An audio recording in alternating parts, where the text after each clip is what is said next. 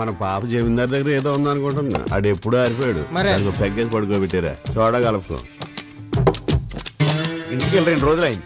ఆవులు ఎలా ఉన్నాయో టైం ప్రకారం పేడేస్తున్నాయో లేదు తెలియట్లేదు. నువ్వు టైం గడ్డెత్తే కదా అవి పేడేసేది. పోనీ పాలు ఇంటికి వెళ్ళి చూసా లేకపోయావా? ఉండరా, మా ఆవిడ వచ్చిన కాళ్ళు పట్టుకు బతిమాలినా సరే నేను వెళ్ళను. ఒకవేళ మీ ఆవిడ రాకపోతే మీ ఆవిడ పంపు.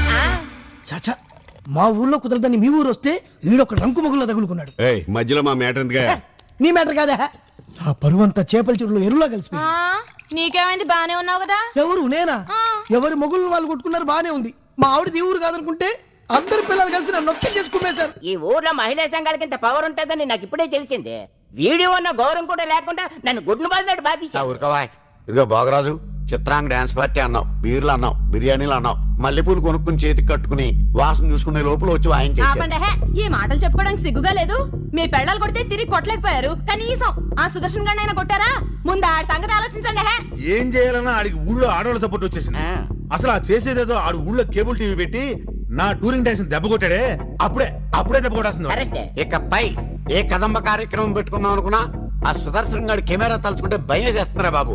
ఇప్పుడు ఈ కేబుల్ టీవీ బాంబుతో పగల 11 అయినా రాత్రి 11 అయినా ఏ ఫ్లాష్ న్యూస్ చూడాల్సి వస్తుందని ఒళ్ళంతా చాట్లు పట్టిపోతున్నాయి. మొన్నటికి మొన్న కోళ్ళ పందాల రోజు ఆ సుదర్శనం గాడిచిన దెబ్బకు ఒక్క కులం బొచ్చు బిగిన కోళ్ళ తయారై వాడు ఇలా ప్రతిదానికి అడ్డం పడిపోతుంటే చేతులు సంకలా పెట్టుకుని చెవులకి రింగులు ఎత్తుకొని కూర్చోవాలా? నువ్వు ఏంటి మాట్లాడావు? శంకుమార్కు లుంగి కట్టుకుని తాపీగా బానే కూర్చున్నావు. నువ్వు పెద్ద పోటుగాడు అనుకున్నావు. పోటంటే గ్యాప్ గా వచ్చింది. మీ ఆవిడ రాకుల పోటుకి నాకు పన్ను పోటు వచ్చింది. ఎలా భరిస్తున్నారో బాబా? కట్టుడు పళ్ళు కూడా నువ్వు పెడతాయా? ఇక మోస్తారా?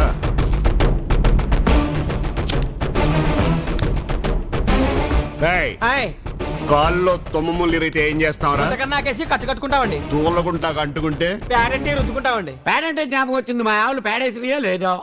ఆవు మాస్టర్, నీకు పాలు కన్నా పేడే ముఖ్యమా?